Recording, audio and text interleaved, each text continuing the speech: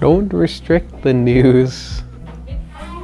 Try to restrict falsities, misinformation,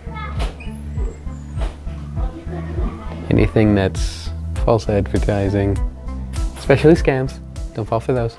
That 17-year-old Inuvik youth raced Vittrekwa-Blake on Canada's Arctic being in the middle of the meta-Canadian government fight around helping cover royalties to Canadian news media organizations. It started while the NWT and the Yukon were under unprecedented emergency evacuations from forest fires. And at the same time, telecommunications had gone down because of the fires. Whether it's daily news, magazines, video stories, and community radio, even if it's mainly music, sites are blocked and individuals cannot share their website URLs. Having seen the ban, what do you think, what do you feel about it? And especially during the forest fires down south? Not everyone watches the news, not everyone looks at news. They usually either get sent it or scroll upon it on their social media. So if social media bans that, then only really the people that ever see the news would actually get to know the news. And if you don't know the news, you're a little screwed. Race and I spoke to those impacted within the Canadian Arctic region and how they've been managing. I was more agitated by just how this was putting a roadblock in front of me in the middle of a crisis more than anything else. I mean, I'll call honesty, the less time I have to spend on Facebook, the happier I'm going to be. But at this point, because it's just turned into just this ongoing feed of just madness. We got all the warnings coming in, and I kind of just looked at it. I was like, yeah, we'll see if it happens or not. And then one day it just kind of stopped working, pretty much. And I tried a few different things, and it was a frustrating couple of days trying to kind of, just throwing whatever I could at the wall and seeing what stuck or not.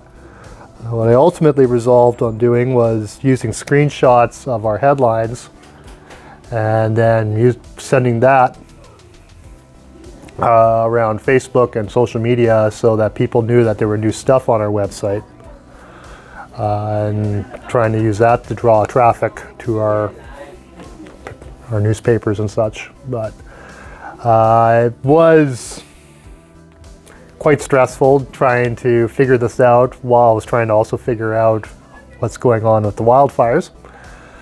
It was just an added difficulty. Community and campus radio got included in Canadian media. The impact on Northwest Territories media with fighting the forest fires, I'd really hate that to be our situation, because in the last 2 years we've dealt with floods, the ferry was out for a little while, we've had road closures due to landslides, and we've had forest fires.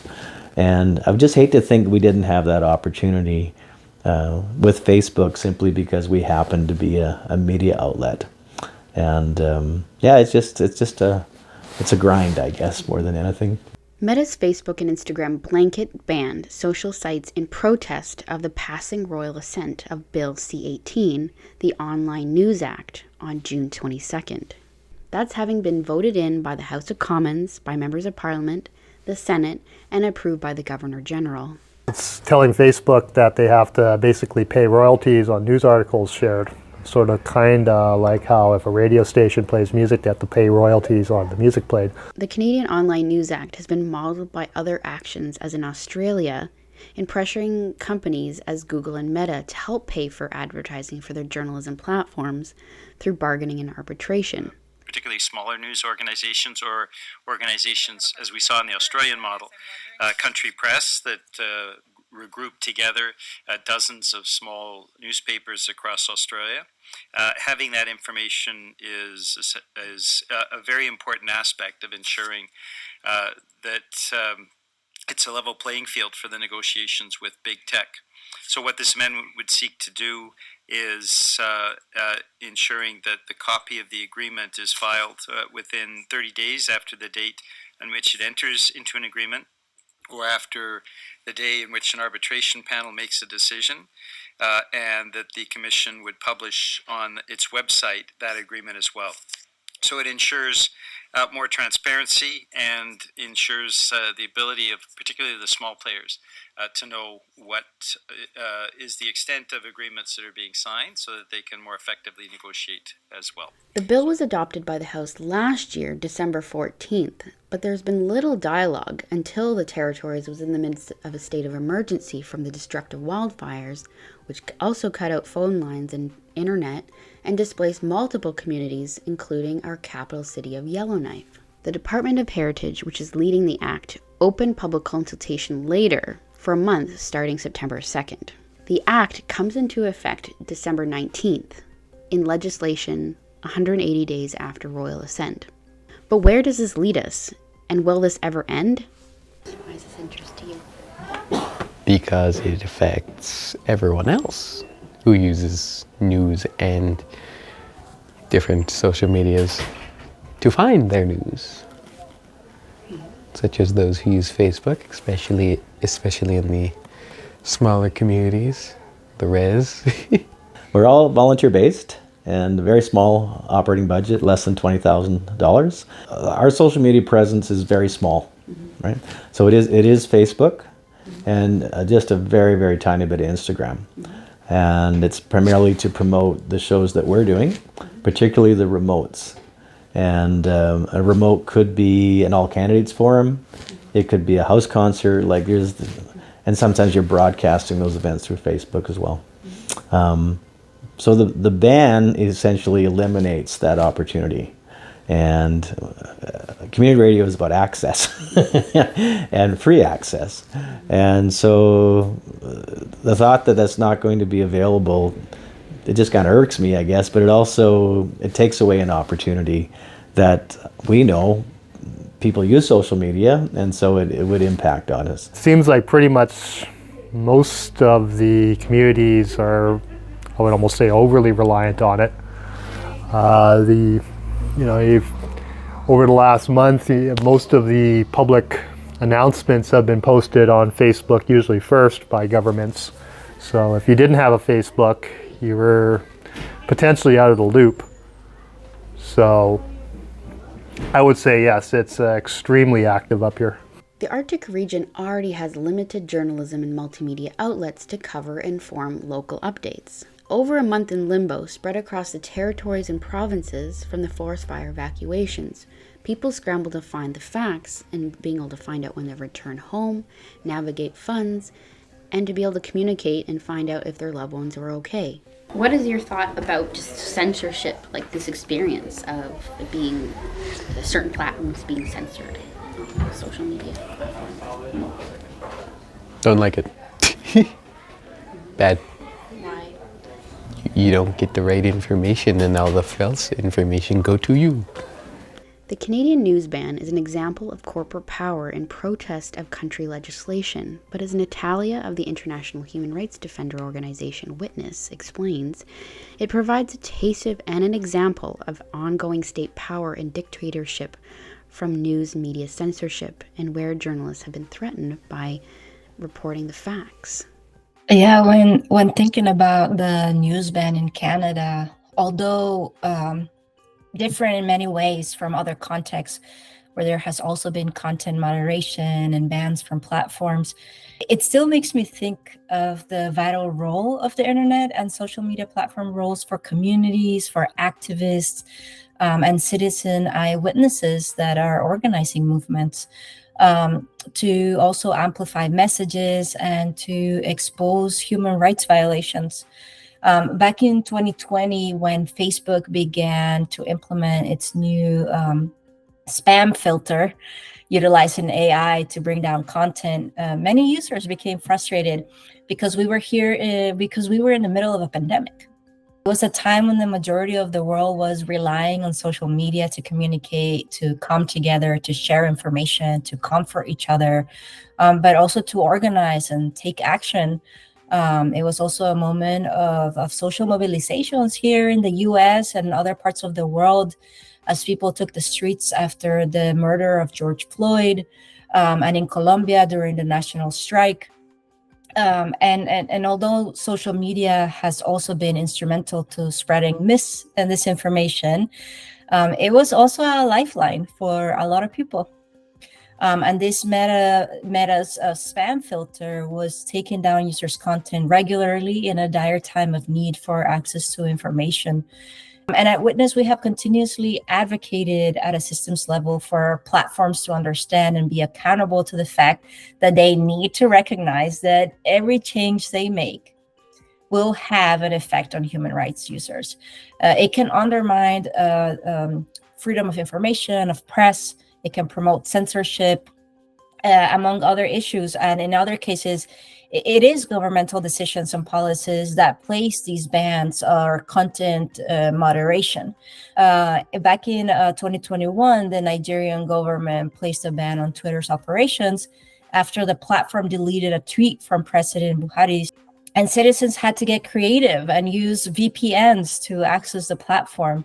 As a result, questions about how far is too far when it comes to a government's regulation of social media have surfaced, and it's important conversation we should continue to have. I have seen and learned that it's happening as well in Canada in avoiding the use of the word news, right? Because it can trigger the algorithm and bring down your content. Another example that comes to mind in terms of a global context is Syria. In 2017, videos documenting human rights violations in Syria were being taken down by automated content moderation tools on YouTube.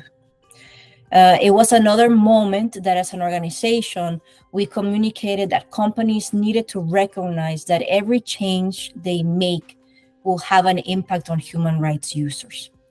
It was an instance to reflect on how it is best to reach out to stakeholders prior to the creation or implementation of policies, rather than waiting to fix the issues after it has already gone into effect.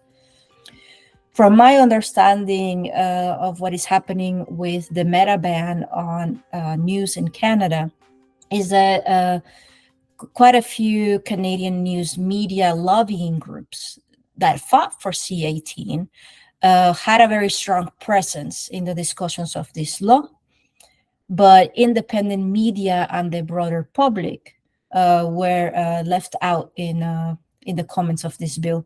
And it is unfortunate that came at a time when there was a massive need to report on the ground from the unprecedented number of wildfires displacing thousands of people as an impact of the climate crisis.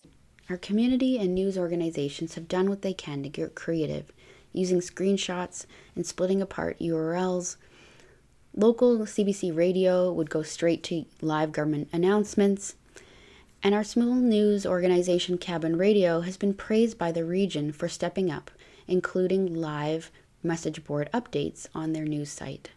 On Franklin Avenue with nobody else there, and the smoke is rolling in, and you're still going as a journalist, still like cranking out updates for people even in this dire circumstance.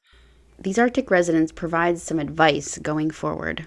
I can see their end of things where they're afraid that if they have to start paying for this, it's going to snowball. Next thing you know, they're going to start getting charged for, Hollywood stuff and so forth. Now, the flip side of all that is Facebook also makes a lot of money on advertisements. And increasingly, I find, is all advertisements on their feed. And that's our bread and butter in the news industry. It's basically, we provide relevant news that people need, and then we put ads with that. And the news is what makes the ad space valuable. Facebook should be at least paying for or setting up some sort of compensation mechanism for news outlets, because unlike the music industry or the film industry or any of these other media companies, organizations, we don't make money off streaming. We can't monetize the piracy, right? If we give our product away for free, that's it. Once you have a piece of news, you can't drop it, you can't lose it, it's knowledge, right? So it's a different product than a lot of other media, and I'm not entirely sure a lot of people are looking at that way, I guess. But there needs to be a way to get newspapers more money to specifically hire more journalists. We don't have enough reporters covering stuff anymore, and there needs to be, I'm not sure if that has to be through some sort of subsidy program or through a royalty program or some combination of the above or something else we haven't even thought of, or possibly factored into something more more broad, like say universal basic income of some sort or something maybe. But there needs to be something that can take the load off of newspapers so that they can hire staff, because they can't afford to, and the advertising money is probably not going to come back in the capacity they did. So there needs to be something to help keep journalists working. It's an opportunity for us a really good opportunity for us to be part of a national issue. Because for sure, access to media, access to local stories, the concentration of the big players, and even the attack on media by certain parts of whatever political side, we're part of that whether we want to be or not. So for us to be involved but thinking about it and defending media, it makes a lot of sense. Why does this matter to you? Because if people can't share the news freely online, then what are people going to know? How are they going to find out? Through just word of mouth? But who's going to find out about the news? With climate change, where we live, what you're seeing in the NWT, it's very much, well, this is where we live and this is what we have to deal with. And whether we get evacuated, it's always on our mind, right? So from a radio station perspective, it's on our mind, but we want to be as prepared as possible. Despite the fact that Facebook and Instagram is not a huge part of our operation, there are people that would like it to be. And as an organization, we'd like it to be able to work all the time, but particularly within an emergency. Yeah. Some conclusions we have previously articulated at Witness regarding how platforms can adequately confront the challenges associated with the use of their platform to cause harm are the following. Ensure the platform accountability is grounded in global realities and human rights. Hold accountable leaders who incite violence on social media. Create workable evidence lockers for critical online content. And ground content moderation reform in human rights. Defend witnessing and fight mis and disinformation in the right way. It is very important to implement better and broader input from civil society and users, and more transparency on how tools and policies work. In the meantime, social media users, journalists, and news organizations continue to adapt. While it is important for us to continue advocating for the end of the censorship. I think it's very easy for leadership to just kind of forget that there's a rural part to this country. And so just pause for a minute, and when the Yukon's MP wants to speak, just step back a bit and go, okay, there are these little towns in the middle of nowhere that are part of the scene, part of the fabric, and what the decisions we're making do impact them. We're trying to create some blanket policies that will allow everyone to thrive, and that includes the over 200 community and campus radio stations in Canada. It's news, it's hard, it's never going to be an easy job. That's not what we signed up for. So you gotta do like Bruce Lee and be like water. Just adapt. Like it.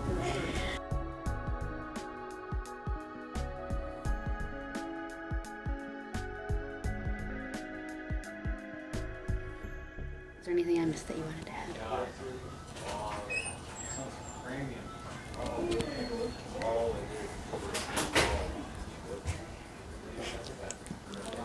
Dude.